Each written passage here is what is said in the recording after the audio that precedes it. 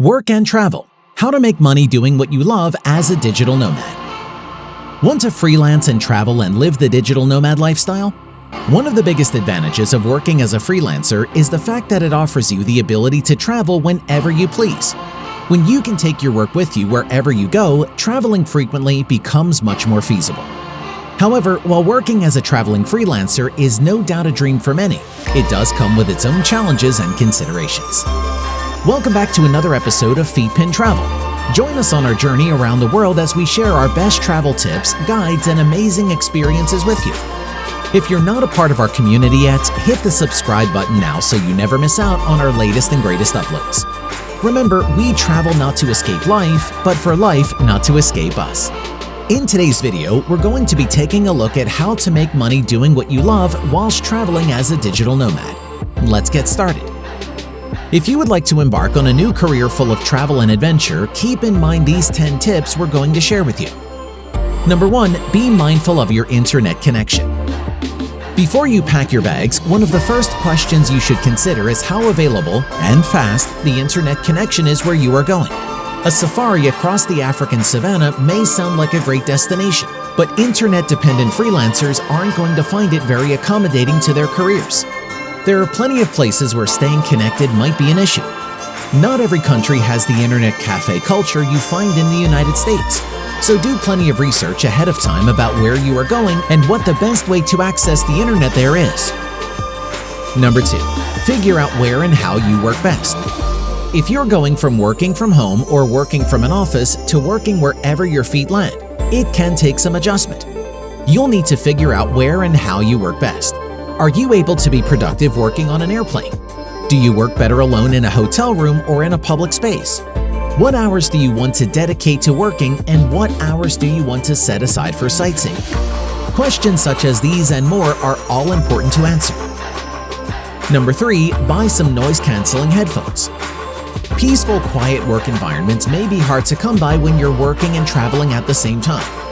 To help tune out some of the outside noise, invest in a pair of quality noise-canceling headphones and download a work playlist on your phone. The first time you find yourself working in a bustling internet cafe, you'll be glad you did. Number 4, buy international outlet adapters. If you've never spent much time traveling abroad, you may not realize that outlets vary depending on the country you are in. Obviously, this could come as an unwelcome surprise if you realize you're suddenly unable to charge the laptop you rely on to work. Before you leave, look into the type of outlets that are present in the country you intend to visit and make sure you have the right adapters.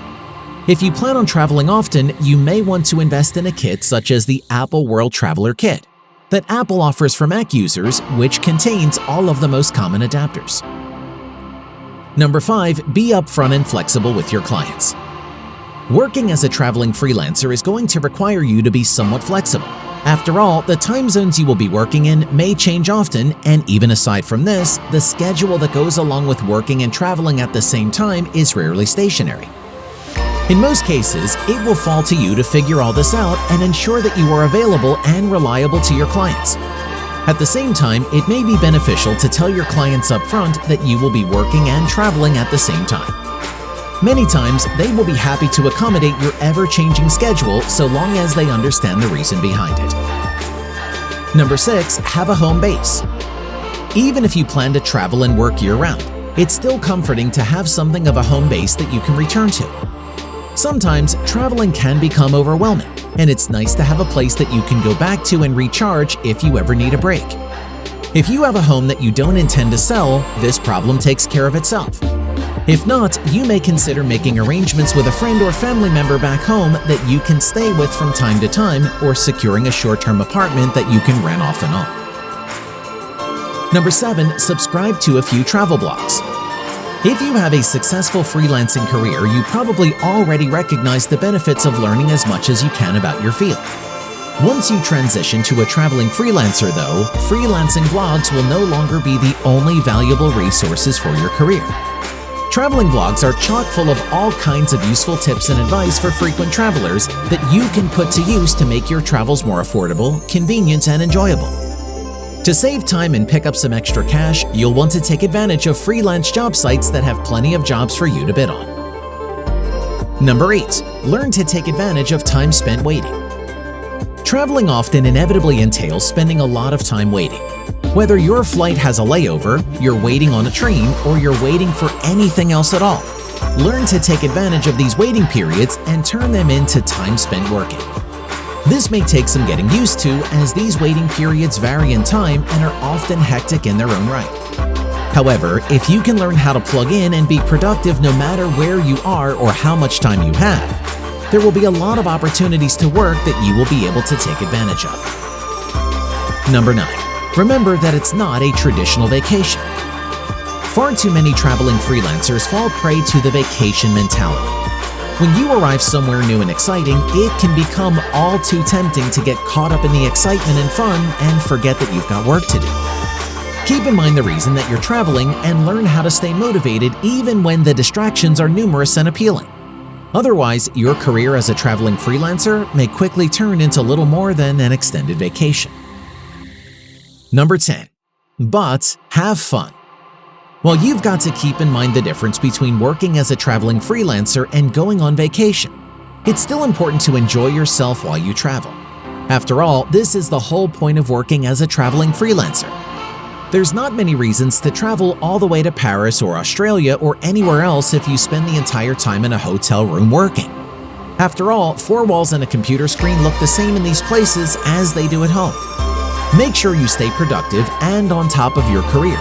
But when your work is done, take the time to go out and take it all in as much as you can. These are the experiences you will remember for a lifetime, and the ones that make working as a traveling freelancer all worthwhile. With that, we've reached the end of this video all about how to make money doing what you love whilst traveling as a digital nomad. What was your favorite part of today's episode? Are any of you traveling whilst also working at the same time? Get involved and let us know in the comments section down below. If you enjoyed this one and found it interesting, remember to leave a like on the video so we know to make more for you. Also, subscribe to Feetpin Travel for even more amazing travel content just like this video. As always, thanks for watching. See you again soon in another episode.